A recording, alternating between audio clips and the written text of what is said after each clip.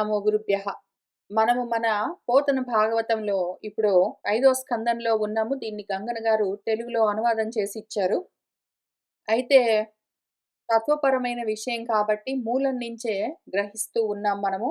అందుకని ఇంకిక్కడి నుంచి అటు వెళ్ళి అక్కడి నుంచి చూస్తూ ముందుకు వెళ్దాము. తత్వం పూర్తయిన తర్వాత మళ్ళీ ఇక్కడికొచ్చి కథగా తర్వాత ఏం చెప్తారో తెలుసుకుంటూ వెళ్దాము. అప్పుడేం జరిగిందంటే మన బ్రాహ్మడు పొలం కావలలో కూర్చున్నాడు. అప్పుడు ఏదో అటువైపు నుంచి వెళ్తూ ఉన్న రహుగణుడు అన్న ఒక రాజుగారు ఆయన పల్లకి మోయడానికి ఎవరో తక్కువయ్యారని ఈయనని పట్టుకుని పోతే, ఈయన ఆ పల్లకి మోస్తూ ఉన్నాడు. కానీ సరిగ్గా మిగిలిన వాళ్ళతో కలిసి నడవడం అవన్నీ లేవు. అడుగులో అడుగు వేస్తూ నడుస్తూ ఉంటే పల్లకి అటు ఇటు అవుతూ ఉంటే ఆయన కోపమొచ్చి అరుస్తూ ఉన్నాడు మన రాజుగారు. మనవాడు విన్నాడు. విని ఆయన దాని గురించి ఏమనుకుంటున్నాను అని చెప్పాడు. ఆయన అట్లనే చెప్తాడు. మన రాజుగారు, "ఏమిరా జీవోత్సవమా? ఏమంత మొద్దులాగా ఉన్నావు? నీ బుద్ధి బాగు చేస్తాను" అని ఆయన మాట్లాడుతూ ఉన్నాడు. "ఏమి నా మాట నీకు లెక్కలేదా? నేను చెప్తున్న మాటని తోసిపుచ్చుతున్నావు" అని ఏంటో అంటూ ఉన్నాడు. అయితే మనవాడు, "ఎవరు రాజు? ఎవరు భృత్యుడు? ఎవరి పల్లకి ఎవరు మోస్తున్నారు?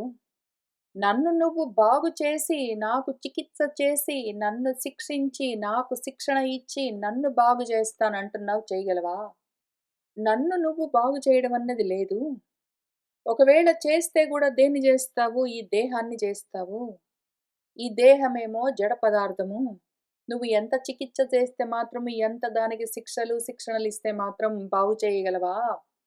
అని ఆయన మాట్లాడుతూ ఉన్నాడు. ఇది నార్మల్‌గా ఆయన మాట్లాడే పద్ధతి.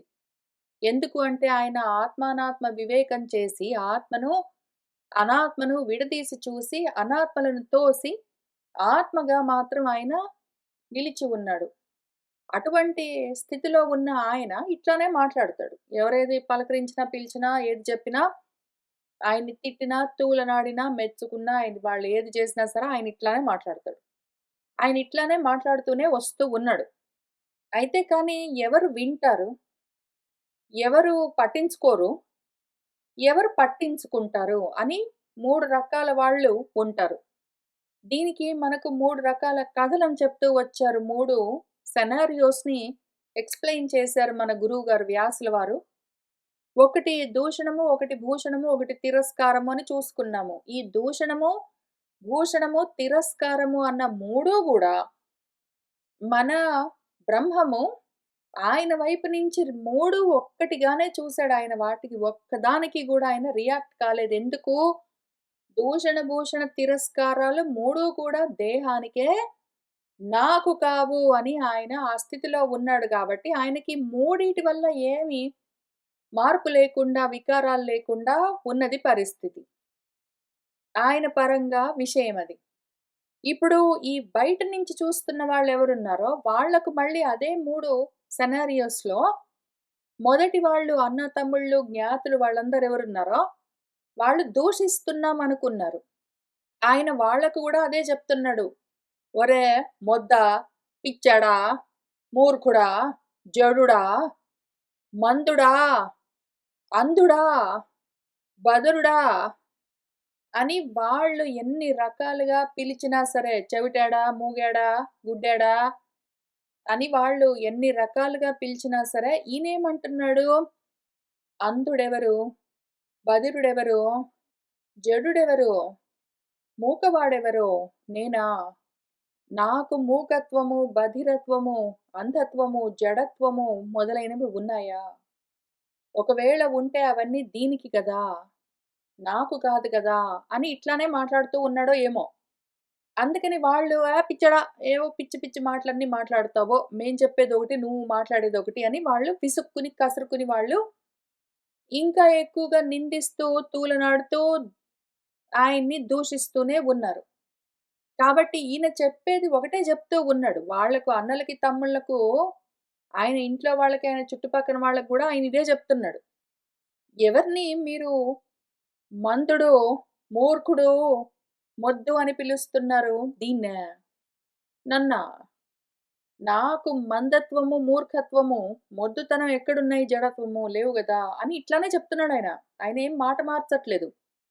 కానీ అటువైపు వాళ్లకు ఆ విధంగా వింటున్న వాళ్లకు పిచ్చివాడి మాటల్లాగా అనిపించి, ఇంకా ఎక్కువగా వీడు ఉన్మత్తుడు, మత్తుడు, మూర్ఖుడు, తెలివి తక్కువ వాడు అని వాళ్ళు ఇంకా గూడా దూషణలు పెంచారు తప్ప, ఆయన చెప్తున్న విషయాన్ని ఎందుకట్లా అంటున్నావు? ఏమి చెప్తున్నావు? దేని గురించి మాట్లాడుతున్నావు? అని ప్రశ్న వేయలేదు వాళ్ళు. ఎందుకు? వాళ్లకు ఆ యోగ్యత లేదు. వాళ్లకు ఆ శ్రద్ధ లేదు. వాళ్ళకా జిజ్ఞాస లేదు. వాళ్లకు అందుకని జ్ఞానానికి అధికారం లేదు. వాళ్లకు జ్ఞానానికి అధికారం లేదు కాబట్టే, అజ్ఞానులు గాబట్టే, అనధికారులు గాబట్టే, ఆయన జ్ఞానోపదేశం చేస్తూ ఉన్నారు. ఒరేయ్ ఇట్రారా, పిచ్చాడా, వెర్రాడా, మూగాడా, గుడ్డాడా, లేతే మొద్దు అని ఏది పిలిచినా సరే ఎవరి గురించి చెప్తున్నారు? ఈ దేహం గురించా?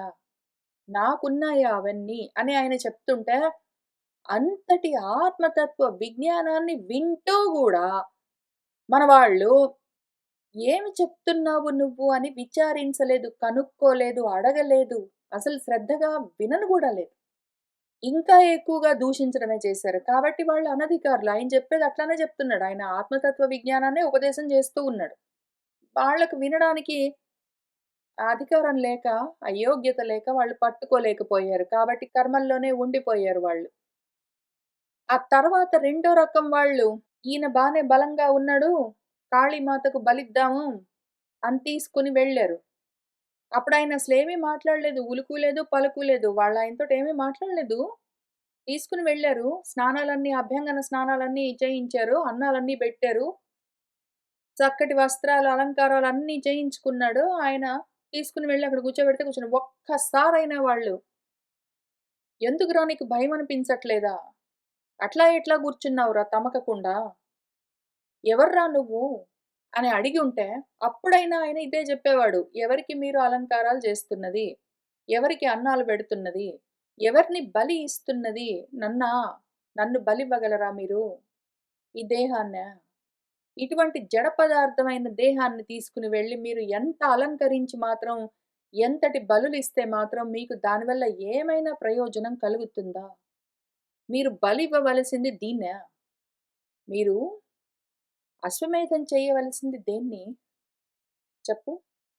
అశ్వాలను, ఇంద్రియాలని ఒకవేళ బలిగా సమర్పించారంటే, వాటిని నియంత్రించి నిలిపేశారంటే, దానివల్ల గదా మీకు కలిగేది ప్రయోజనము.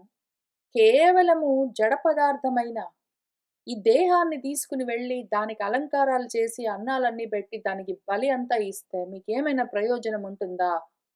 అని ఆయన చెప్పేవాడు. కానీ వాళ్ళసల ఆ ప్రశ్న గూడా వేయలేదు. వాళ్ళు కేవలము ఏదో చేస్తే మాకేదో వస్తుంది అని ఎక్స్‌పెక్ట్ చేస్తూ దేవతా ఉపాసనలతో మాకేమో ప్రయోజనాలు కలుగుతాయనుకుని, జడ పదార్థాలను తీసుకుని వెళ్ళి, బలులన్నీ ఇచ్చి, ఏంటో ప్రయోజనాలు సాధించడానికి ప్రయత్నాలన్నీ చేస్తూ కూడా ఎందుకురా నువ్వు భయపడట్లేదని అడగలేదు కాబట్టి వాళ్ళకసల అడగాలన్న శ్రద్ధ కలగలేదు. వాళ్ళు ఫోకస్ చేయలేదు ఆయన అట్లా కూర్చుంటే కదలకుండా. ఎందుకురా అట్లా ఉన్నావు అని అడగాలన్న ఆలోచన కలగలేదు. ఆ జిజ్ఞాసే లేదు వాళ్ళకి. తెలుసుకుందాం కనీసం. తెలుసుకుందాం వాడు బలి కోసమే తీసుకొనొచ్చానని వాడికి తెలుస్తుంది గదా! ఎందుకట్లా కూర్చున్నాడు కదలకుండా? భయం లేకుండా ఏం జరుగుతుంది అని కనీసం క్యూరియాసిటీనైనా ఉండుంటే జిజ్ఞాస. వాళ్ళకి గూడా జెప్పేవాడు. కానీ నో క్యూరియాసిటీ. జిజ్ఞాస లేదు. తెలుసుకుందామన్న ఇచ్చ లేదు. ఫోకస్ చేసి చెప్తూ ఉన్న మాటను గాను, చేస్తూ ఉన్న చేష్ట. మొదటి ఎగ్జాంపుల్‌లో వాళ్ళ అన్న, తమ్ముళ్ళు వాళ్ళందరూ చుట్టుపక్కల వాళ్ళందరూ ఏదో ఒకటి మాట్లాడుతుంటే ఈయన చెప్తూ ఉన్నాడు. వాళ్ళు వినట్లేదు. కనీసం వాళ్ళు మాటలు. ఇక్కడ వీళ్ళు చేష్టలు. ఈయన చేష్టలు చేసి చూపిస్తున్నాడు. కదలకుండా అసలు చంపడానికి తీసుకొని వెళ్తూ ఉంటే గూడా ఆయన పట్టించుకోకుండా కూర్చున్నాడసలు. అంతటి నిశ్చలంగా ఉన్నాడు. ఆ చేష్టను చూసైనా సరే వాడు క్వెషన్ చేయవలసింది అక్కడున్న వాళ్ళు. చేయలేదు. ఆయన మాటలను చూసి క్వెషన్ చేయలేకపోయారు. ఆయన చేష్టలను చూసి క్వెషన్ చేయలేకపోయారు. వాళ్ళకి శ్రద్ధ లేదు. వాళ్ళకి తెలుసుకుందామన్న ఇచ్చ లేదు. కాబట్టి వాళ్ళు అనధికారులు. వాళ్ళు ఆ అవకాశాన్ని పోగొట్టుకున్నారు. కానీ ఆయనేం మాటలు మార్చట్లేదు. ఆయన అదే విధంగా చెప్తూ వస్తూ ఉన్నాడు. మొదటి వాళ్ళు తిట్టుకుంటూ పోయారు. రెండో రకం వాళ్ళు పట్టించుకోకుండా పోయారు. మూడో రకం వాడు యాక్చువల్‌గా పట్టించుకుంటున్నాడు. శ్రద్ధ పెట్టాడు. ఆయనకి జిజ్ఞాస ఉన్నది. ఏం మాట్లాడుతున్నాడో విన్నాడు. విని ఆయన ప్రశ్న వేస్తున్నాడు. కాబట్టి ఆయనకి ఆ అధికారం ఉండడం చేత ఇప్పుడు జవాబు, సమాధానము, సమాధి స్థితి, అందుకు కావలసిన యోగ్యత కలుగుతూ ఉన్నాయి. చాలా లోతైన విషయాన్ని చాలా సులువుగా మనకు అర్థమయ్యేందుకు ఎంతో సౌకర్యంగా కథగా చెప్తూ వచ్చారు గురువుగారు. దాన్ని మనము విచారణ చేస్తూ ఉంటే అందులో నుంచి తత్వము తెలుస్తూ ఉంటుంది. ఇంకొక అందమైన విషయం ఏమి అంటే, ఈ 11వ పద్యంలో మన గురువుగారు అసలు ఆయన ఎంత పండితులంటే మన వ్యాసుల వారు. ఆయన ఏది రాసినా సరే పద్యాలన్నీ అట్లనే ఉంటాయి. ఇందులో స్వస్వామ్య భావః అని బెట్టారు. అది ధ్రువః గ్యారంటీ అని చెప్పారు. దీన్ని 2 రకాలుగా విడదీయొచ్చు. స్వస్వామ్య భావాన్ని మనము 2 రకాలుగా విడదీయొచ్చు. నేను పోయిన వారం 2 రకాలుగా గూడా విడదీసి చూపించాను. ఈసారి హైలైట్ చేసి చూపిస్తాను. అది ఎట్లా మారిపోతుందో. ఒకటేగా కనిపించే విషయము మనం చూసే చూపును బట్టి, విడదీసే పద్ధతిని బట్టి, విభాగము, విభజనము, వివేకము చేసే పద్ధతిని బట్టి విషయం మారిపోతుంటుంది. వెంటనే. సదసత్తును ఎట్లా సత్తును, అసత్తును ఎట్లా విభాగం చేసి, వివేకం చేసి చూడాలి అని చూపిస్తున్నారు గురువుగారు. నేను నా కళ్ళకు, నా దృష్టికి గోచరమైనట్టు చూపిస్తాను. స్వస్వామ్య భావః ధ్రువః. స్వ అంటే నాది, దానికి నేను స్వామిని అన్న భావము గ్యారంటీగా ఉంటుంది అని దానికి అర్థము. నేను, నాది అన్న భావన గ్యారంటీగా ఉంటుంది అని చెప్పారు. ఎక్కడా? చూద్దాము. 2 స్వామి అభావము ధ్రువః. స్వ నాది, స్వామి నేను దానికి. ఇది నా స్వం నాది. దానికి నేను స్వామిని అని స్వస్వామి భావమేదున్నదో అది అభావము లేనే లేదు. ఇది ధ్రువం గ్యారంటీ. ఎక్కడ అని చూడాలి. నేను నాది, నేను స్వామిని, ఇది నా సొమ్ము అన్న భావన ఎక్కడుంటుంది? నేను స్వామిని, ఇది నా సొమ్ము అన్న భావన అభావమైపోవడము ఎక్కడ జరుగుతుంది అని చూసుకో. ఒకవేళ ఎక్కడైతే నేను, నాది, స్వామి అన్న భావన ధ్రువంగా ఉన్నదో అక్కడ మాత్రమే విధులు, కృత్యాలు అన్న యోగం ఉంటుంది. విధి అంటే ఇదిగో నువ్వు ఈ పని చెయ్యి అని స్వామి ఎవరైతే ఈశ్వరుడై ఉన్నాడో, ప్రభువై ఉన్నాడో వాడు ఇది నీ విధి అని వాడి దగ్గర ఉన్న భృత్యులకు స్వం నా వాళ్ళు అని ఉంటారు కదా పనివాళ్ళు. వాడి దగ్గర పని చేస్తూ ఉన్న వాళ్లకు ఇది నీ కృత్యము అని చెప్తాడు. ఇది నువ్వు చేయవలసిన పని, ఇది నీ విధి అని చెప్పగానే వాడి దగ్గర భృత్యులు ఎవరున్నారో వాడు భరిస్తూ ఉన్నవాళ్ళు. వాడి దగ్గర భరణం అంటే జీతం తీసుకుని వాడి దగ్గర పనిచేస్తూ ఉన్నవాళ్ళు. ఇది నీ విధి, ఇది నీ కృత్యం నువ్వు చేసి తీరవలసింది అంటే వాడు తప్పకుండా చేస్తాడు. ఈ యోగం, ఈ కనెక్షన్ ఎక్కడుంటుంది? నేను, నాది అని స్వామి, స్వం అన్న భావం ఎక్కడైతే ధ్రువంగా ఉంటుందో అక్కడ నేను స్వామిని ఇది నీ విధి అని చెప్తాను, నీ జాబ్ అని చెప్తాను. అందుకు నువ్వు కృత్యము, ఆ జాబ్ కంప్లీట్ చేయవలసి ఉంటుంది అని ఆ కనెక్షన్, ఆ యోగం ఉంటుంది. అయితే ఎక్కడైతే స్వ లేదు, స్వామి లేదు, 2 అభావమైపోయాయో, నేను లేదు, నాది లేదు, ఉన్నదంతా ఒక్కటే, అది నేనే. అన్న భావన ఎక్కడ ధ్రువంగా ఉంటుందో, స్థిరపడి ఉంటుందో ఆత్మ భావన. అటువంటప్పుడు విధి అన్నది గాని, ఇదిగో నువ్విది చేయవలసిన పని అని ఒకడు చెప్పడము, కృత్యము అవును అదిగో నా ప్రభువు, నా స్వామి నాకీ పని జెప్పాడు నేను చేస్తాను అన్న కృత్యము, ఈ 2 యోగము, యుంజనము కలిసిపోతాయి. ఇంక వేరుగా ఉండవు. లేదు, స్వమ్ము లేదు అంటే విధి లేదు, కృత్యము లేదు 2 కలిసిపోతాయి. ఒకవేళ నువ్వు స్వామిని వేరుగా చూస్తూ ఉన్నావు అంటే, అక్కడ విధి, కృత్యము అని వేరుగా ద్వంద్వంగా కనిపిస్తుంది. ద్వైతము.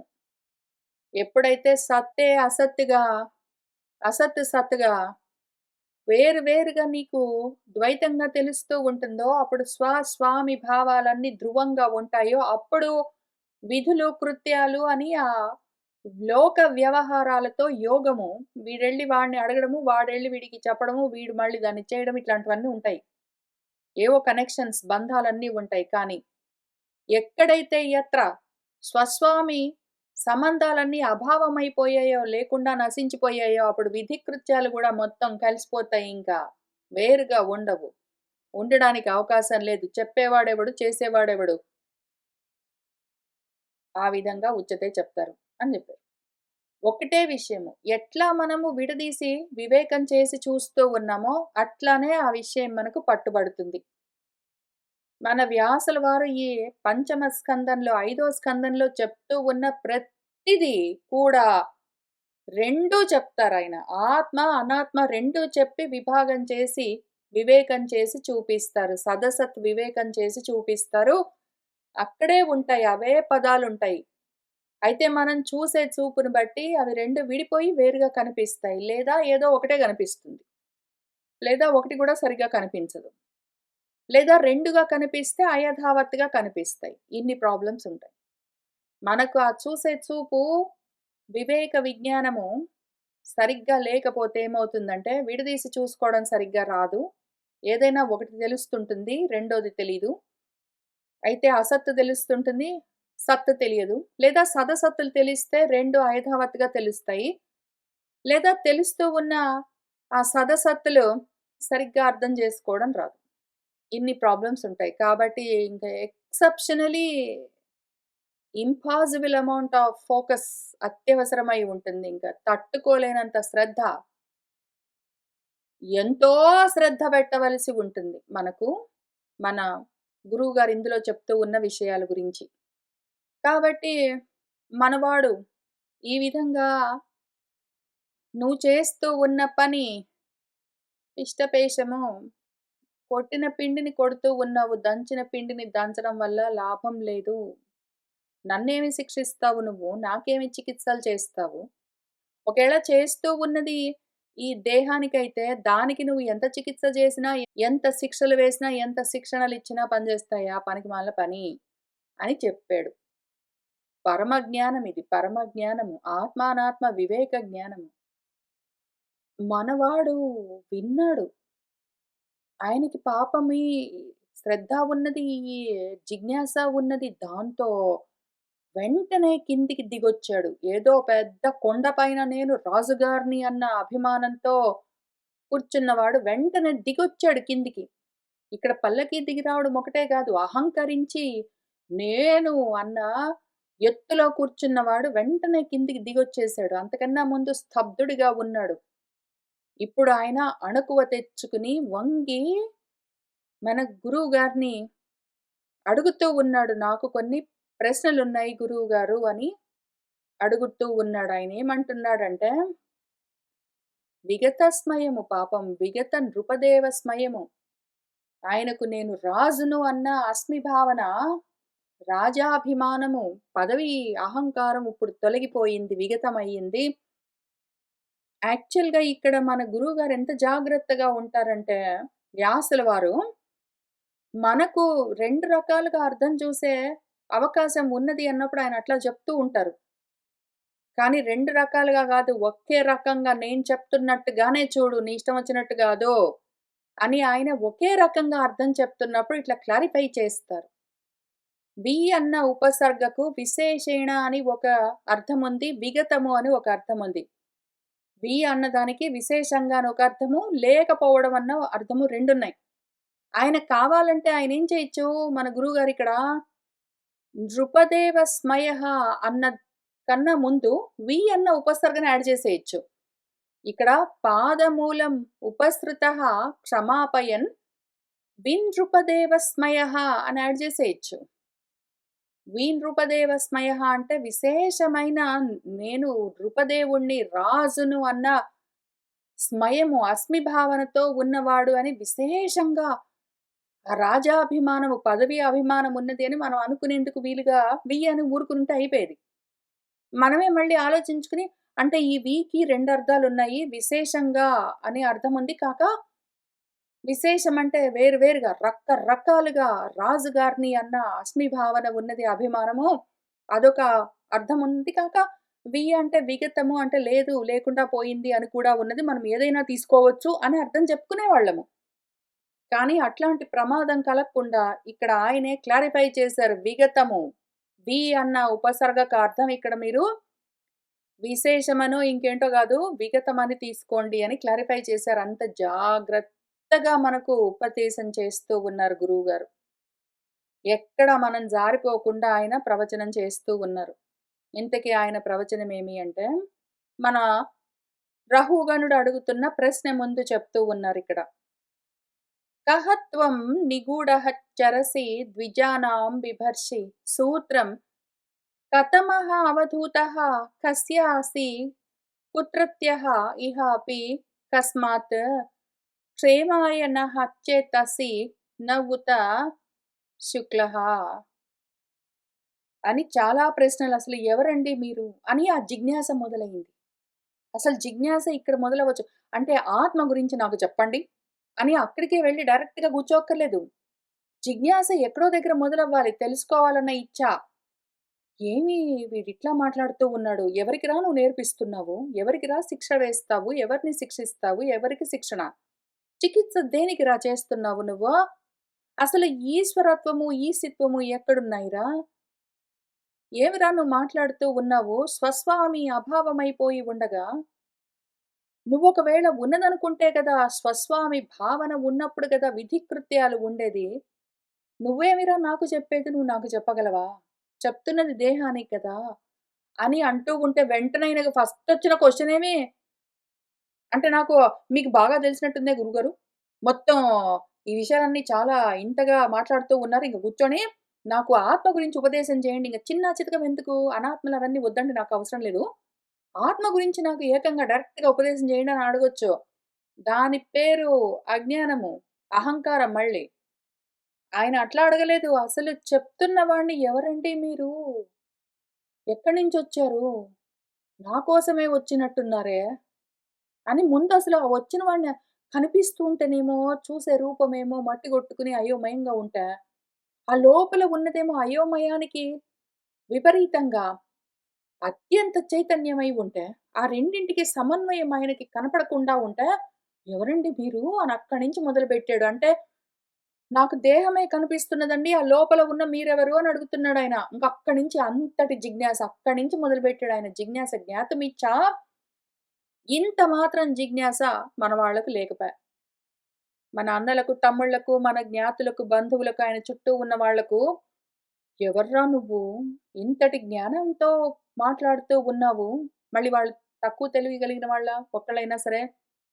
వాళ్ళ అన్న, తమ్ముళ్ళు అందరూ గూడా వేదాలన్నీ చదువుకున్నారు. వాళ్ళ నాన్న పాపం వెంటబడి నేర్పించాడు. వాళ్ళు ఒక్కళ్ళైనా ఆ చదువుకున్నదేంటో తెలిసిన వాళ్ళయ్యుంటే, ఈయనని ఎవర్రా నువ్వు? నువ్వు మాట్లాడుతున్నదంతా మొత్తము వేదంలోని విషయము, ఉపనిషత్ రహస్యాలన్నీ మాట్లాడుతున్నావు.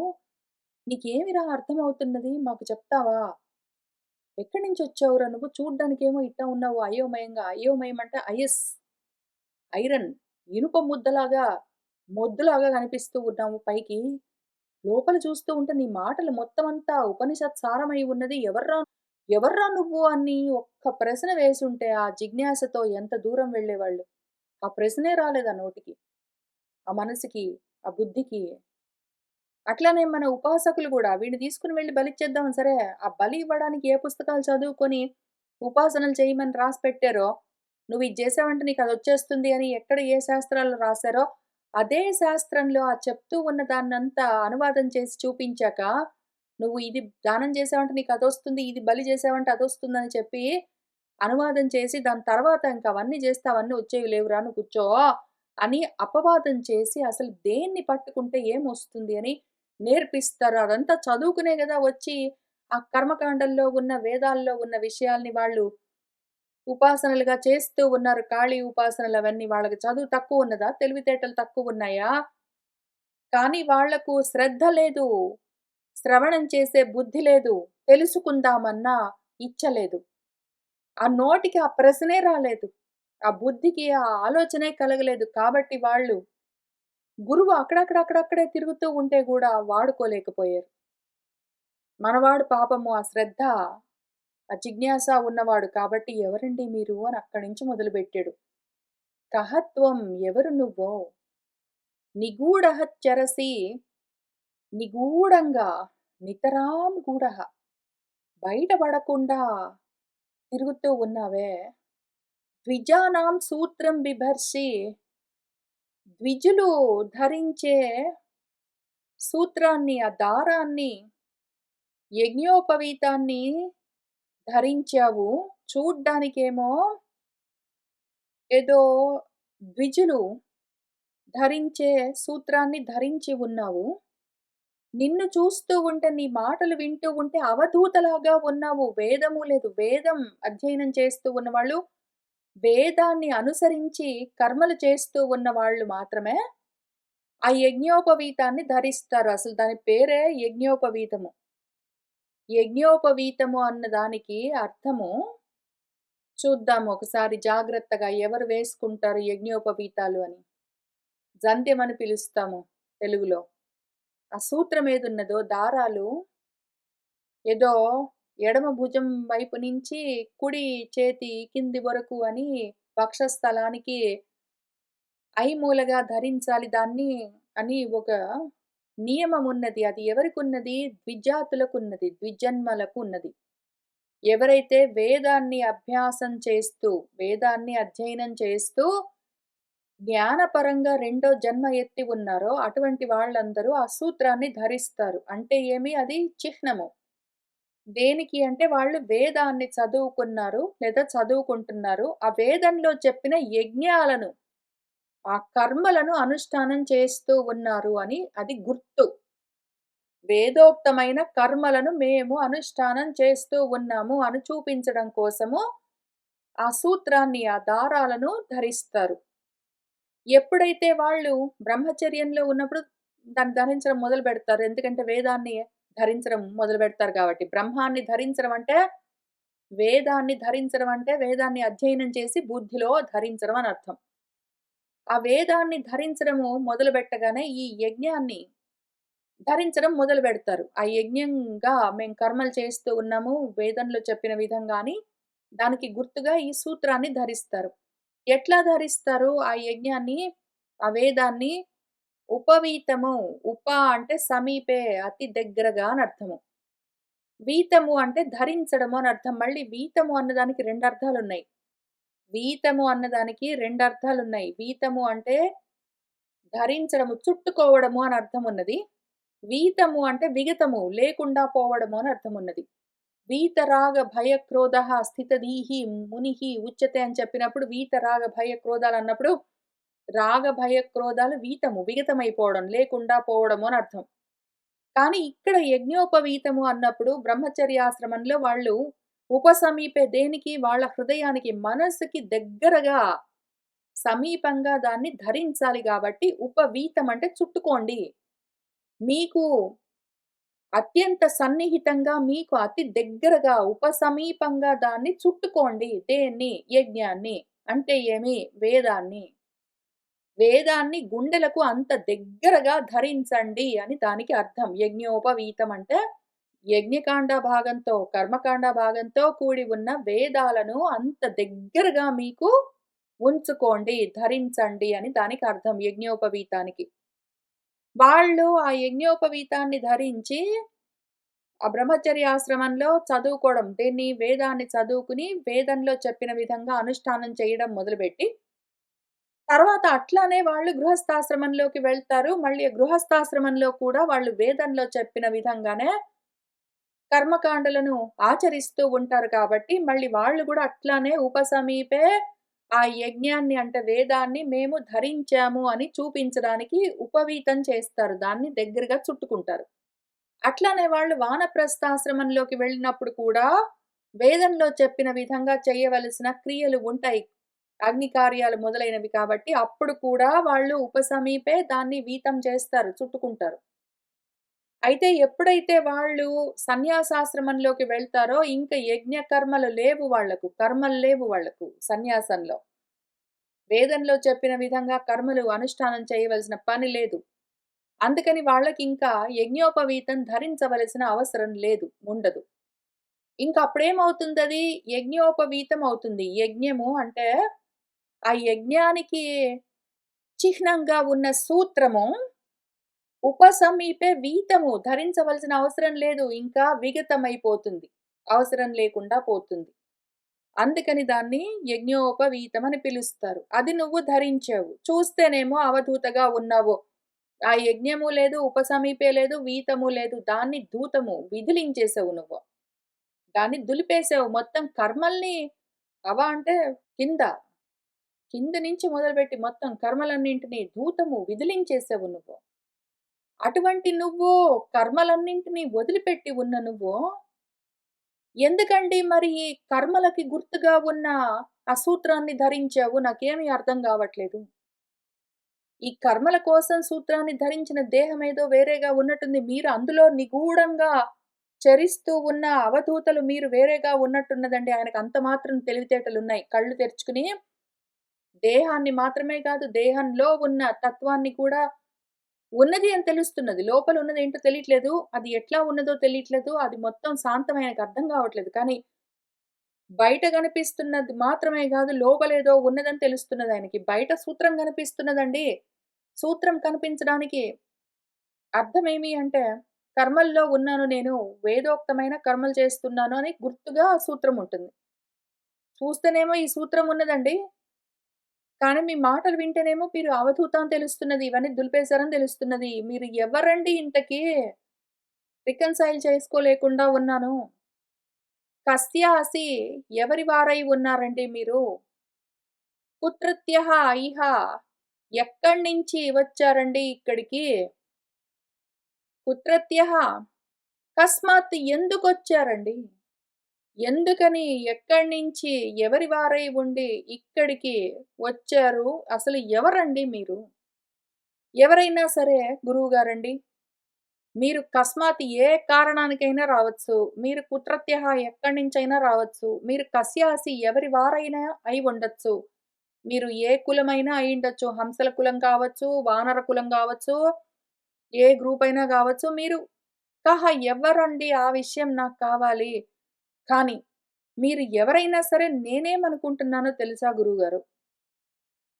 మీరు ఎవరి వారైనా కావచ్చు. ఏ కులం నుంచైనా రావచ్చు. కులం అంటే మళ్ళీ బ్రాహ్మణ కులం, క్షత్రియ కులం అది గాదు. హంసల కులమా? వానర కులమా? మనం భాగవతంలో ఇప్పుడు మళ్ళీ తర్వాత జెప్పేది. మీరెక్కడి నుంచైనా రావచ్చు. మీరు ఎందుకైనా రావచ్చు. ఏమైనా జేయొచ్చు. కానీ మీరు వచ్చినెందుకో తెలుసా గురువుగారు? నా కోసం. నహ న ఉత శుక్లః మీరు నహ మా యొక్క క్షేమాయ మా క్షేమం కోసం, నా నిశ్రేయసం కోసం, నా మోక్షం కోసం వచ్చిన శుక్లః శుక్లము, స్వచ్ఛము, శాంతము, పరమాత్మ నవుత చేతసి కాదు గదూ! నా కోసం వచ్చిన పరమాత్మ అయితే గాదు గదూ మీరు? నా కోసం వచ్చారా? నన్ను బాగు చేయడం కోసం నేను గురువును వెతుకుతూ ఉన్నాను అని నా కోసం మీరు గురువుగా వచ్చారా? అని అడుగుతూ ఆయన నా అహం విశంకే సురరాజ వజ్రాత్ నా త్ర్యక్షశూలాత్ నా యమస్య దండాత్ న అగ్ని అర్క సోమ అనిల విత్తప అస్త్రాత్ కానీ మాత్రము శంకే భృశం బ్రహ్మకుల అవమానాత్. అహం నేనండి గురువుగారు. సురరాజు ఇంద్రుడి యొక్క వజ్రాయుధానికి కూడా నా విశంకే భయపడనండి. నేను త్ర్యక్షుడు, 3 కన్నులతో ఉన్నవాడు త్రయంబకుడు. ఆయన శూలానికి కూడా భయపడనండి నేను యముడి దండానికి కూడా భయపడనండి. కానీ గురువుగారు అట్లానే అగ్నికి, అర్కుడికి సూర్యుడు, సోముడు చంద్రుడు, అనిలుడు వాయుదేవుడు, విత్తపుడు కుబేరుడు, మొత్తం దిక్పాలకులండి, దిక్పాలకులు. లోకపాలకులందరూ కలిసి వచ్చి వాళ్ళ అస్త్రాలను నా పైన ప్రయోగిస్తే కూడా నేను కొంచెం కూడా భయపడనండి. కానీ మాత్రం శంకే భయపడతాను. దేనికో తెలుసా గురువుగారు? బ్రహ్మకుల అవమానాత్. బ్రహ్మకులాన్ని అవమానిస్తే మాత్రం నేను భృశం శంకే ఎంతో భయపడతాను. ఎందుకు? ఉన్నవి మనకు రెండే 2 కులాలు. ఒకటి బ్రహ్మకులము, ఒకటి క్షాత్ర కులము. ఒకటి బ్రహ్మకులము లేదా హంసల కులము అని చెప్తారు. సోహం అని తెలుసుకున్న వాళ్ళెవరున్నారో వాళ్ళు హంసల కులము, బ్రహ్మకులము, జ్ఞానుల కులము. రెండోది వానర కులం అని చెప్తారు. తర్వాత ఇంక మన రహుగణుల వారికి మన గురువు గారు బ్రహ్మము ఉపదేశం చేస్తూ ఉన్నప్పుడు కథగా చెప్తారు. అక్కడ డికోడింగ్ చేసి చూపిస్తారు మన గురువుగారు. దాని పేరు కర్మకులము. అది క్షాత్రకులము. దాన్ని క్షాత్రకులం అని పిలుస్తారు. క్షత్రంలో కర్మల్లో ఉంటారు. లేదా శూద్రకులము. ఎందుకంటే కర్మలు కాబట్టి శూద్రకులం అని పిలుస్తారు. దాన్ని కర్మకులమని పిలుస్తారు. దాన్ని వానర కులమని పిలుస్తారు దాన్ని. ఇంతకీ అది శూద్రకులము. ఉన్నవి బ్రహ్మకులమా? శూద్రకులమా? లేదా శూద్రకులాన్నే ఒక్కొక్కసారి క్షాత్రకులం అని పిలుస్తారు. బ్రాహ్మమా? క్షాత్రమా? లేదా బ్రాహ్మమా? శూద్రమా? నేను అంటే ఇప్పుడు మిగిలినవన్నీ ఆ పేర్లేవున్నా సరే, శూద్రమన్నా సరే, క్షాత్రమన్నా సరే, లేదా కథగా వానర కులం అని పిలిచినా సరే, అవన్నీ గూడా కర్మ మార్గము. కర్మ మార్గానికి నేను భయపడను గానీ, బ్రహ్మ మార్గం అంటే జ్ఞాన మార్గంలో ఉన్నవాళ్ళెవరున్నారో ఆ బ్రహ్మ కులము, హంసల కులము, సోహం అని, అది నేను అని తెలుసుకున్న వాళ్ళెవరున్నారో, అటువంటి వాళ్ళను సరిగ్గా కొలమానము నేను సరిగ్గా కొలవలేకపోతే, వాళ్ళ విలువ నేను తెలుసుకోలేకపోతే, అవ అంటే తక్కువగా గదా!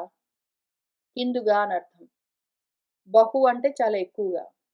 బహుమానం అంటే ఎక్కువగా అసెస్ చేయడము. అవమానము అంటే తక్కువగా అసెస్ చేయడము. సమానము అంటే ఉన్నది ఉన్నట్టు సమానంగా, ఈక్వల్‌గా అసెస్ చేయడము. జనరల్‌గా మానము అంటే దాన్ని కొలత వేయడం అని అర్థము. మానము దానికి అన్న ఉపసర్గ కలుపుకుంటే ప్రమాణం అవుతుంది. జ్ఞానం అన్న ప్రమాణంతో నేను హంసల కులాన్ని సరిగ్గా కొలవలేకపోతే, తెలుసుకోలేకపోతే, నేను బ్రహ్మకులాన్ని, హంసల కులాన్ని సరిగ్గా కనుక్కోలేకపోతే చాలా భయపడతానండి. ఎందుకు? హంసలను, జ్ఞానులను, బ్రహ్మ మార్గంలో ఉన్న వాళ్ళను, బ్రహ్మలను నేను పోల్చుకోలేకపోతే సరిగ్గా, ఇంక వాళ్ళు చేసే ఉపదేశాన్ని నేనెట్లా పట్టుకుంటాను? పోగొట్టుకుంటాను. అందుకని భయపడతానండి నేను. అందుకని ఎంతో భయపడతాను. నేను బ్రహ్మకులాన్ని సరిగ్గా సరైన ప్రమాణాలతో అవతరించలేకపోతే, తెలుసుకోలేకపోతే, పట్టుకోలేకపోతే, గ్రహించకపోతే, వాళ్ళని సేవించలేకపోతే, చాలా భయపడతానండి నేను. ఎందుకు అంటే నాకు ఆ యోగ్యత ఉండాలి. కనీసం ఇప్పుడు నాకు జ్ఞానము ఇంకా పూర్తిగా కలగకపోతే పర్వాలేదు. కానీ జ్ఞానులని కనీసము వీళ్ళు జ్ఞానులు అని నేను ఐడెంటిఫై చేయలేకపోతే ఇంక నేను దేనికైనా పనికొస్తానా? ఎందుకైనా బాగుపడతానా? అని ఆయన భయపడుతున్నాడు. ఈ భయము హంసకుల అవమానానికి బాగా భయపడడం. బాగా గాదు. అసలు ఎంతో కొంచెమైనా సరే. బ్రహ్మకులము హంసకులాన్ని అవమానిస్తామో ఏమో అన్న భయము ఎంతో కొంత లేకపోవడం చేతే, మన అన్న తమ్ముళ్ళు, జ్ఞాతులు, మన బలి ఇచ్చే ఉపాసకులు వాళ్ళందరూ ఆ జ్ఞానాన్ని పొందడానికి అర్హత లేక, యోగ్యత లేకపోయిందెందుకు? బికాజ్ వాళ్ళు అవమానించారు. సరిగ్గా పోల్చుకోలేకపోయారు. వాళ్ళు ఎట్లైనా జ్ఞానం లేని వాళ్ళు కనీసము జ్ఞానిని ఐడెంటిఫై చేయలేకపోయారు. జ్ఞానులను కనీసం హంసలను ఐడెంటిఫై చేస్తే వాళ్ళ దగ్గరికెళ్లి కూర్చుంటే, వాళ్ళని ప్రశ్నిస్తే పరిపరి విధాలుగా వాళ్ళ దగ్గరికి వెళ్లి శ్రద్ధగా వాళ్ళ ఉపసమీపే కూర్చుని ప్రణిపాతేన పరిప్రశ్నేన అడుగుతూ ఉంటే వాళ్ళు దయతో ఉపదేశం చేస్తే మనము సేవించొచ్చు. కానీ కనీసం అసలు వాళ్ళని మనము ఐడెంటిఫై చేయలేకపోతే, ఇంక వాళ్ళది ఎట్లా వింటాము మనము? వినడానికి గూడా ఇంక యోగ్యత ఉండదు. అందుకు నేను చాలా భయపడతానండి. నేనిప్పుడు అటువంటి అవమానం చేశాను. మిమ్మల్ని సరిగ్గా పోల్చుకోలేకపోయాను. నా దగ్గర ఉన్న ప్రమాణము మిమ్మల్ని మీరు హంసకులము, మీరు బ్రహ్మకులము అని ఐడెంటిఫై చేయడానికి నా దగ్గరున్న ప్రమాణం నా జ్ఞానమన్న ప్రమాణము సరిపోలేదండి గురువుగారు. మిమ్మల్ని అవమానించాను. తక్కువగా పోల్చుకున్నాను. అందుకని భయపడుతున్నాను. తక్కువగా పోల్చుకున్నా గూడా వెంటనే ఆయన మాట్లాడడం, ఆయన చేష్టలు ఈయనకు అర్థం గాకపోయినా గూడా, మాట్లాడడం మొదలుపెట్టగానే కనిపెట్టాడు. ఏదో ఒకటున్నదాయనకి కనీసం. మన శిష్యుడికి జ్ఞానుల యొక్క మాటలు, చేష్టలు మొత్తం అర్థం గాకపోయినా, యోగుల యొక్క మాటలు, చేష్టలు పూర్తిగా అర్థం గాకపోయినా సరే, కనీసము మాటలు ఎంతో కొంత గ్రహించాడాయన. ఇవి మామూలు మాటలు గాదని గ్రహించాడు. కాబట్టి ఆయన దగ్గర ఎంత ప్రమాణమున్నది? ఆయనకు జ్ఞానులను గుర్తించేందుకు కావలసిన జ్ఞానమన్న ప్రమాణము ఎంత ఉన్నది ఆయన దగ్గర? జ్ఞానుల యొక్క మాటలను, చేష్టలను అనుసరించి, జాగ్రత్తగా విచారించి, వాళ్ళు ఎవరు అని కనుక్కోవలసి ఉన్నది. అయితే, వాళ్ళ యొక్క చేష్టలను ఆయన ఐడెంటిఫై చేయలేకపోయినా గూడా, ఆయన మాటలను ఆయన ఐడెంటిఫై చేయగలిగాడు. ఈయన జ్ఞాని అని అర్థం చేసుకోగలిగాడు. అసలు టెక్నికలీ జ్ఞానుల యొక్క మాటల్లో, వాళ్ళ చేతల్లో ఆ జ్ఞానాన్ని మనము అర్థం చేసుకోగలగాలి. అప్పుడు మనలో జ్ఞానమన్న ప్రమాణం చాలా ఎక్కువగా ఉన్నది అని మనం అర్థం చేసుకోవాలి. మన జ్ఞానులు మాట్లాడుతూ ఉన్న మాటల్లో, చేస్తూ ఉన్న చేతల్లో, వాళ్ళు చెప్తూ ఉన్న జ్ఞానమేమి? అందులో ఉన్న జ్ఞానమేది అని ఒకవేళ పట్టుకోగలిగితే, మనలో గూడా కావలసినంత, అవసరమైనంత జ్ఞానము అన్న ప్రమాణము ఉన్నది. మన జ్ఞానదేహం వృద్ధి చెందింది అని మనకు తెలుస్తూ ఉంటుంది. కనీసము ఆ జ్ఞానుల్లో నుంచి వస్తూ ఉన్న మాటలు గాని, ఆ జ్ఞానులు చేస్తూ ఉన్న చేతలు గాని మొత్తము జ్ఞానంతో నిండి ఉంటాయి గాబట్టి, ఆ జ్ఞానం మనకు అర్థం గాకపోయినా పర్వాలేదు. కానీ కనీసం వాళ్ళు జ్ఞానులు అని అర్థం చేసుకునేంతైనా మనలో జ్ఞానం ఉండాలి. పోనీ అది గూడా లేకపోతే నెక్స్ట్ వాళ్ళు చేస్తూ ఉన్న చేష్టల్లో, మాట్లాడుతూ ఉన్న మాటల్లో రెండింట్లో ఉన్న ఆ మాటలు, చేతలను పట్టుకుని వీళ్ళు జ్ఞానులో ఏమో అని కనిపెట్టలేకపోతే, కనీసం ఒక్కటైనా సరే, చేష్టల్లో నుంచి కనిపెట్టలేకపోతే, వాళ్ళ చేతలు మనకు సరిగ్గా అర్థం చేసుకునే శక్తి లేకపోతే పోయింది గానీ, కనీసం వాళ్ళ మాటల్లోనైనా వీళ్ళు జ్ఞానులో ఏమో అని ఐడెంటిఫై చేయాలి. కొంత, ఎంతో కొంత జ్ఞానము మనలో ఉండాలి. ఇక్కడ గూడా నాకిది చెప్తూ ఉన్నప్పుడు గుర్తుకొచ్చిందేమి అంటే, మన గురువుగారు ఇక్కడ ఈయనతో మన బ్రాహ్మడు మాట్లాడుతూ ఉండడం మొదలుపెట్టే కన్నా ముందేమన్నాడిక్కడ, సహ భగవాన్ మన బ్రాహ్మణః బ్రహ్మభూతంగా ఉన్నాడు. ఆయన సర్వభూతాత్మగా ఉన్నాడు. సుహృతాత్మగా ఉన్నాడు. ఆయన ఏమనుకున్నాడంటే, యోగేశ్వర చర్యను తెలుసుకునేందుకు కావలసిన మతి ఇంకా వీడికి ఉత్పన్నం కాలేదు అనుకున్నాడు. ఈయన యోగేశ్వరుడు. మన జ్ఞాని, మన బ్రాహ్మడు నడుస్తూ ఉన్నాడు. మాట్లాడకుండా నడుస్తూ ఉన్నాడు. ఆయన పిలుచుకునొస్తే వచ్చాడు. పల్లకి భుజం మీద పెడితే పెట్టించుకున్నాడు. నడవమంటే నడుస్తూ ఉన్నాడు. ఆయన పట్టించుకోవట్లేదు. ఆయన చేష్టలు చూసి వెంటనే "నువ్వు జ్ఞానివా?" అని అర్థం చేసుకోగలిగిన జ్ఞానము మనలో ఉంటే బాగుండేది. ఒక్కొక్కసారి ఉండదు మనకి. బాహ్యంగా వాళ్ళ చేష్టలు చూసి వాళ్ళలో ఉన్నది మహాజ్ఞాని అని మనం గుర్తించలేకపోవచ్చు. అయితే ఆ జ్ఞాని చూసాడు. నా చర్యలను, నా చేష్టలను అర్థం చేసుకునే జ్ఞానం వీడిలో లేదు. పోనీ నా మాటలను అర్థం చేసుకుంటాడా? వాడు నేను చెప్తున్న జ్ఞానాన్ని పట్టుకునే, నేను చేస్తూ ఉన్న దాంట్లోని జ్ఞానాన్ని పట్టుకునే తెలివితేటలు వాడికంత మతి ఉత్పన్నం కాలేదు. అయితే నేను చేస్తున్న చేష్టల్లో నుంచి కనీసం నేను జ్ఞానినని గూడా వాడు గుర్తించలేకపోతున్నాడు. ఎందుకంటే వాడికి అంత మాత్రం మతి గూడా ఉత్పన్నం గాలేదు. కానీ మాత్రం కనీసము మినిమమ్ నా మాటల్లో నుంచైనా సరే జ్ఞానము ఏమైనా వాడికి పట్టుబడుతుందా చూద్దామా? అని ఆయన ఏ లెవెల్‌లో ఉన్నాడో వీడికేమైనా పనికొస్తుందో ఏమో అని మాటలతో, చేష్టలతో అర్థం గావట్లేదు గాబట్టి, మాటలతో ఇన్ని మాటలు జెప్పాడాయన. మన బ్రహ్మము 9వ శ్లోకం దగ్గర నుంచి 13వ శ్లోకం వరకు ఒక 4, 5 శ్లోకాల్లో చెప్తూ వచ్చారు.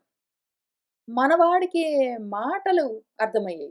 చేష్టలు అర్థం కాకపోతే పోయాయి గానీ, మాటలు అర్థమయ్యాయి. ఇంక వెంటనే దిగాడాయన. అయ్యయ్యో! అవమానం చేశానండి. మిమ్మల్ని సరిగ్గా కొలమానం చేయడానికి నా దగ్గర ప్రమాణం, జ్ఞానం సరిగ్గా లేక, నేను సరిగ్గా ఐడెంటిఫై చేయలేదు కానీ ఎక్కడో దగ్గర పట్టుకున్నాను గురువుగారు.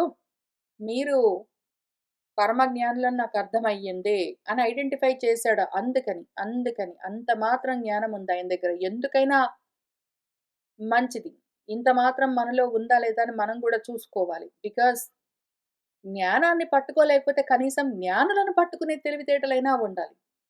జ్ఞానులను పట్టుకుంటూ ఉన్న సమయంలో వాళ్ళ మాటల్లో, వాళ్ళ చేష్టల్లో తెలుసుకోగలగాలి.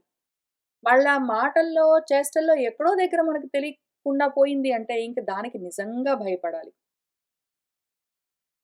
సరే ఇంతకి ఆయనేం చెప్తున్నాడు మన శిష్యుడు? తత్ బ్రూహి ఇంక చెప్పండి గురువుగారు. నేను ఐడెంటిఫై చేశాను. మిమ్మల్ని నా గురువుగా నేను వరిస్తున్నానండి. అసంగః జడవత్ నిగూఢ విజ్ఞాన వీర్యః విచరసి అపారః వచాంసి యోగ గ్రథితాని సాధో నః క్షమంతే మనసాపి భేత్తుం. ఓ సాధో ఎవరండి మీరు? లోపల ఉన్నది ఎవరండి? తత్ బ్రూహి నాకు చెప్పండి. అసంగంగా ఉన్నారే, దేనికి తగులుకోకుండా ఉన్నారే, ఏ సాంగత్యం లేకుండా ఉన్నారే. జడవత్తు కనిపిస్తున్నారు. బయట నుంచి చూస్తేనేమో జడంగా కనిపిస్తున్నారు. కానీ నిగూఢమైన విజ్ఞాన వీర్యంతో ఉన్నారే.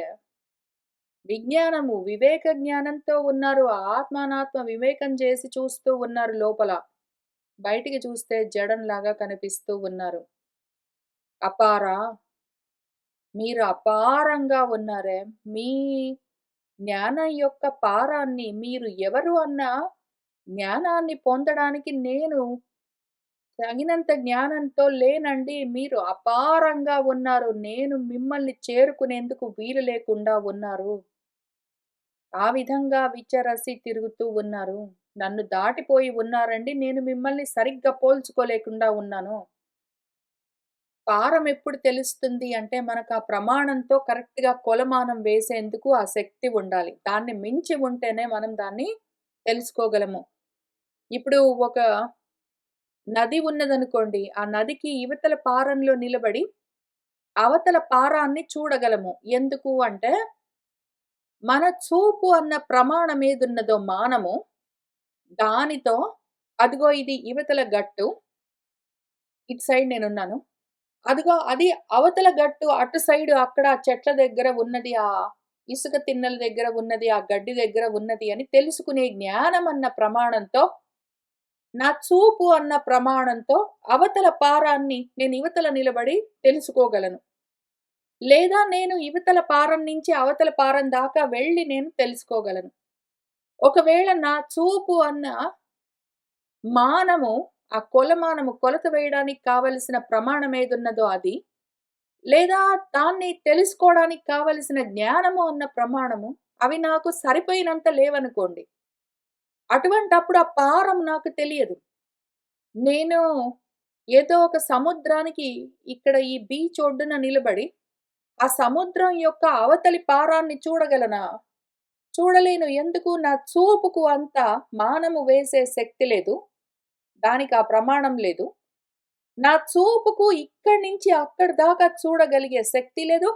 నా బుద్ధికి ఇక్కడి నుంచి అక్కడి దాకా పారాన్ని చూడగలిగే శక్తి లేదు. నా బుద్ధికి లేదు అంటే జ్ఞానం లేదు. నా చూపుకు లేదు అంటే ప్రమాణం లేదు. జ్ఞానము లేదు, ప్రమాణము లేదు కదా! చూపు అన్న ప్రమాణంతో, బుద్ధి అన్న జ్ఞానంతో ఈ పారం నుంచి ఆ పారం దాకా చూడ్డానికి, సముద్రం యొక్క అవతల పారాన్ని చూడ్డానికి నాకు బుద్ధి లేదు, చూపు లేదు. అంటే ప్రమాణం లేదు, జ్ఞానం లేదు. జ్ఞానం అన్న ప్రమాణం, జ్ఞానంతో కూడిన ప్రమాణం లేదు. కాబట్టి అపారమై ఉంటుందప్పుడు. సముద్రం అందుకే అపారంగా ఉంటుంది. ఎందుకు? పారం చూడ్డానికి నాకా శక్తి లేదు. కానీ ఏదో నది ఉన్నదనుకోండి, ఏదో ఒక చిన్న పిల్ల కాలువ ఉందనుకోండి, ఏదో రోడ్డున్నదనుకోండి, అవతల వైపు పారము, గట్టు చూడగలను. ఎందుకు? అవతల వైపు చూడ్డానికి కావలసినంత జ్ఞానము, ఆ చూపు 2 నాలో ఉన్నాయి. కనీసం దానికి తగినంత ఉన్నది, లేదా దాన్ని మించి ఉన్నది. మీరెట్లా ఉన్నారు? అపారంగా ఉన్నారు. మీ అంతు చూడ్డానికి నాకు అవకాశం లేకుండా ఉన్నదండి ఓ సాధో! మీరు అపారంగా ఉన్నారు. మీ చేష్టలు నాకర్థం కాకపోతే పోయాయి. కానీ గురువుగారు, ఓ సాధో! సన్మార్గంలో ఉన్నారు. సత్ అయి ఉన్నారు. సాధు అంటే సత్. మీలోని చిత్తు నాకు తెలుస్తున్నది. కానీ మాత్రం దాని పారం నాకు తెలియట్లేదు. చిత్తు ఉన్నది లోపల అని తెలుస్తున్నది. బయట కనిపిస్తున్న రూపం, దేహం కనిపిస్తున్నది సత్. అయితే మీ మాటల్లో యోగగ్రథితమై ఉన్న విషయాలు నాకు తెలుస్తున్నాయి. మీ మాటలెట్లా ఉన్నాయి? యోగగ్రథితాని, యోగ శాస్త్రాల్లో గ్రథనమై ఉన్నాయి, గుచ్చబడి ఉన్నాయి.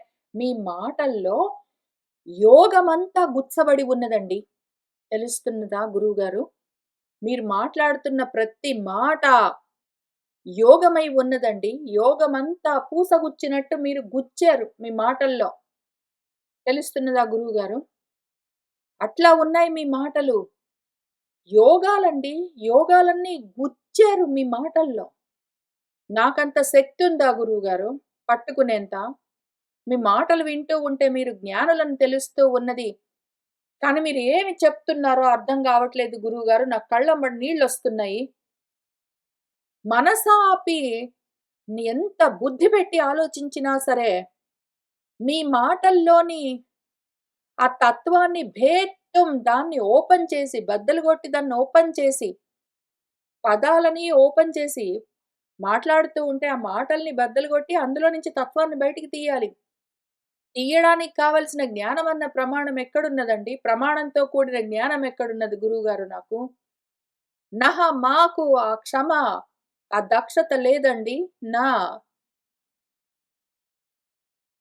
అహంచ నేనండి గురువుగారు. ఇప్పుడు మిమ్మల్ని నా గురువుగా వరిస్తున్నాను. నాకు ఈ జ్ఞానం కావాలి అని ఇచ్చ ఉన్నదండి. జిజ్ఞాసునై ఉన్నాను. అందుకని గురువు కోసం నేను వెతుకుతూ ఉన్నాను ఇంతకాలంగా. ఇప్పుడు నాకు యోగ్యత కలిగిందో ఏమో గురువుగారు, మీరే నా కోసం వచ్చారు.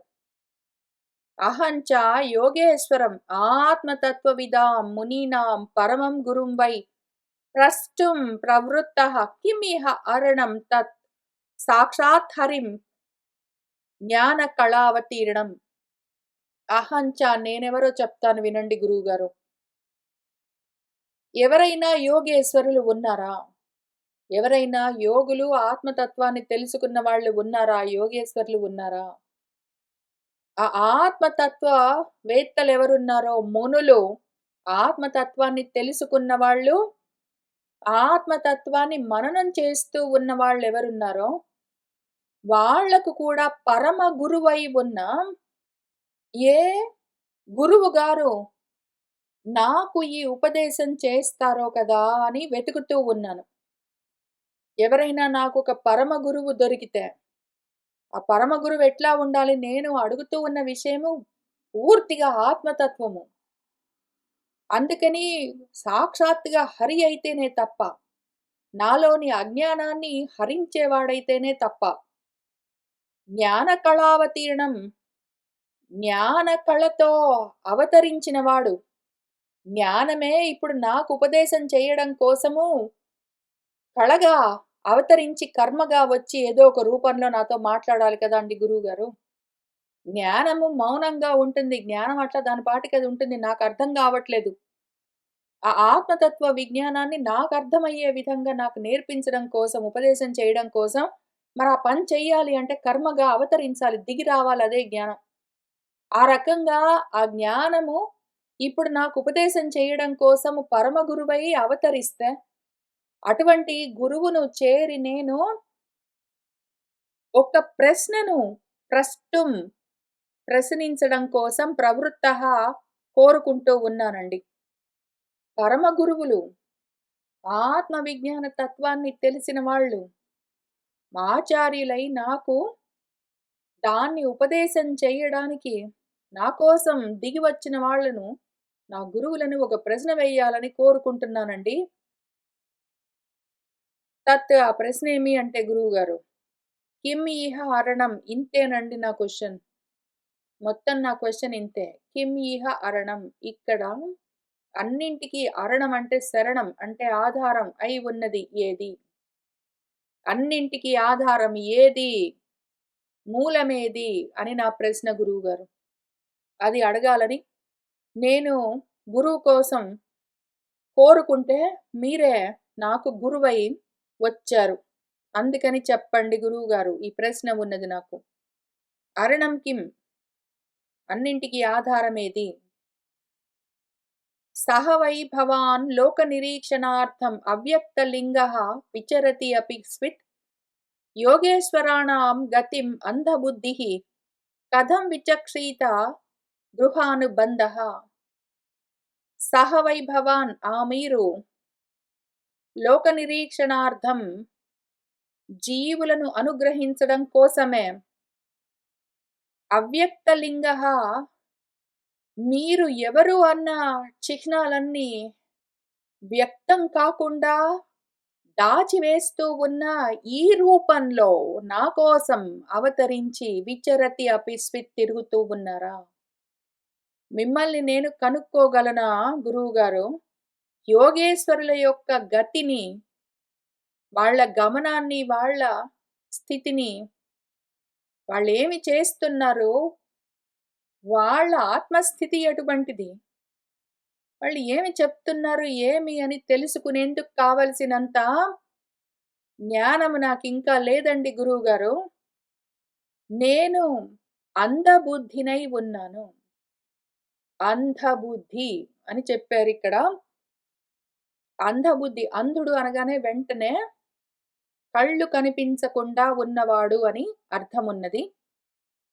అది నిజమే. ఎందుకు అంటే ఇక్కడ అంధత్వం ఉన్నది.